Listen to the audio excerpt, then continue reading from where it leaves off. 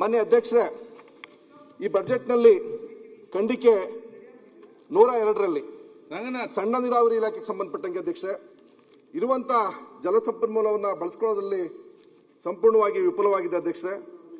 ಏನು ಅಂತ ಅಂದ್ರೆ, ಏನು ನಿಕಟಪೂರ್ವ ಸರ್ಕಾರ, ನಿಕಟಪೂರ್ವ ಮುಖ್ಯಮಂತ್ರಿಗಳಂತ ಮಾನ್ಯ ಯಡಿಯೂರಪ್ಪನವರು ಅವರ ಹುಟ್ಟೂರು ಬೂಕನಕೆರೆ ಹೋಬಳಿಗೆ ಸುಮಾರು ಕೆರೆಗಳನ್ನ ತುಂಬಿಸಲಿಕ್ಕೆ 262 ಕೋಟಿ ಅನುದಾನವನ್ನು ಕೊಟ್ಟು ಒಂದು ಅವಕಾಶ ಮಾಡಿಕೊಟ್ಟಿದ್ರು ಅಧ್ಯಕ್ಷೆ. 1ನೇ ಹಂತ 2ನೇ ಹಂತ ಆಗಿದೆ. 1ನೇ ಹಂತ ಆಗಿದೆ, 2ನೇ ಹಂತಕ್ಕೆ ತಾವು ಬಿಡುಗಡೆ ಮಾಡ್ತಾ ಇದ್ವಿ, ಧನ್ಯವಾದಗಳು. ಅವರು 262 ಕೋಟಿ ಕೊಟ್ಟಿದ್ರು ಸಹ 82 ಕೆರೆಗಳಿಗೆ ಮಾತ್ರ ಅವಕಾಶ ಆಗಿದೆ. ಮಾನ್ಯ ಸರ್ಕಾರವನ್ನ ಸಣ್ಣ ನೀರಾವರಿ ಸಚಿವರು ಇಲ್ಲೇ ಇದ್ದಾರೆ, ಅವರಿಗೆ DPR ಮುಖಾಂತರ ನಾವು ಮನವಿನೂ ಸಹ ಕೊಟ್ವಿ. ಕೇವಲ 27 ಕೋಟಿ ಅನುದಾನ ಕೊಡಿ, ನಮ್ಮ ತಾಲೂಕಿನ ಮಿಕ್ಕ 68 ಕೆರೆಗಳು ಸಂಪೂರ್ಣವಾಗಿ ಒಂದು ನೀರಾವರಿಯ ಸೌಲಭ್ಯ ಪಡಿತವೆ. ತಾವು ಮಾಡಿದಂಥ ಯೋಜನೆ ಸಂಪೂರ್ಣವಾಗಿ ಫಲಪ್ರದ ಆಗುತ್ತೆ ಅನ್ನೋ ಒಂದು ಮನವಿಯನ್ನು ಮಾಡಿದ ಅಧ್ಯಕ್ಷೆ.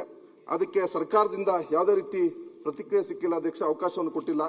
ಸಾಧ್ಯವಾದರೆ ಮಾನ್ಯ ಸಚಿವರು ಇಲ್ಲೇ ಇದ್ದಾರೆ, ಸಣ್ಣ ನೀರಾವರಿ ಸಚಿವರು, ತಾಲೂಕಿನ ಶಾಸಕನಾಗಿ ತಮ್ಮ ಮೂಲಕ ಅವ್ರಿಗೆ ಮನವಿನ ಮಾಡ್ಕೊತೀನಿ.